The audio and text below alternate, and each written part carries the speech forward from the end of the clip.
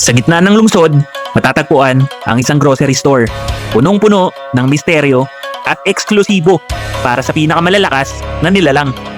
Ito si Nana, ang ating bida. Galing kabilang baryo, dumayo para bumili ng gatas. Hindi ito pangkaraniwang grocery store. Isa itong mundo na puno ng tensyon at kapangyarihan. Ano ang nag-aantay kay Nana? Siya ay dahang-dahang naglalakad sa aisle ng mga gatas. Walang kamalay-malay na ang katahimikan ng paligid ay malapit na mabasag ng di inaasahang engkwentro. Isang aso ang dahang-dahang lumalapit kay Nana. Sa ilalim ng inosenteng anyo nito ay nakatago ang isang Class B na kaya magpalit ang anyo. May layuning magasik ng kasamaan kay Nana. Ngunit habang ito'y papalapit, isang kakaibang aura ang kumakalat sa di kalayuan.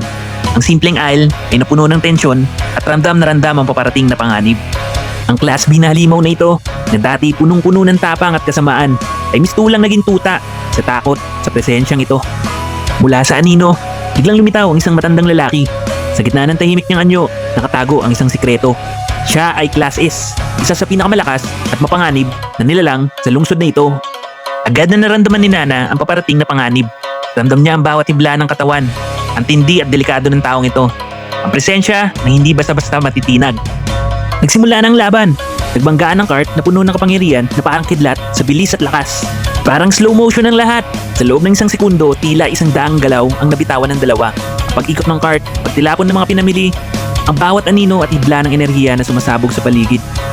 Sa sobrang bilis ni Nana, sabayan mo pa na kaya niyang paramihin ang kanyang sarili, hindi makasabay ang kalaban. Ang kalaban, sa sobrang galit, ay kumontrol sa gravity mismo. Bawat bagay sa paligid ay nagiging mapanganib na sandata. Sa sobrang bilis ng galaw ni Nana, naiwasan niya ng madali ang mapanganib na atake ng kalaban. Ang bawat pag-ikot, hakbang ay maayos at mabilis, tila bawat galaw ay kalkulado. Biglang nag-iba ang timpla ni Nana. Isang nakakatakot na enerhiya ang sumisiklab sa paligid na nagmumula sa ating bida. Isang ritual ng mahika ang nagaganap. Napakabigat at labis-labis ang pakiramdam. Tila ba, ang buong lungsod ay nasa bingit ng katapusan. Bawat sulok ay nababalot ng nakakabinging presensya ng kapangyarihan. Sa isang iglap, isang grupong dumating at sa gitna nila ay leader ng lungsod. Siya ay Class SSS, ang pinakamalakas sa buong lungsod. Hindi para lumaban, kundi para humingi ng pasensya kay Nana na nagpapakita ng bigat at respeto sa kanyang presensya. Unang tingin, tila mahina at tahimik. Pero sa likod nito, kapangyarihan at respeto. Kayang baguhin ang daloy ng laban at takutin ng kahit sino mang makaharap niya. Kaya si Tanda, sa sobrang hiya at takot, ay hindi na makatingin ng diretso kay Nana.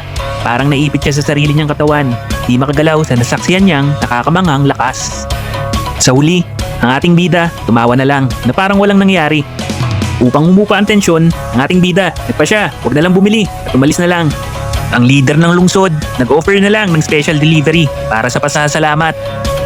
Nag-enjoy ka ba sa istoryang to? Comment mo naman sa baba. Huwag kalimutan mag-like, subscribe at follow. Salamat!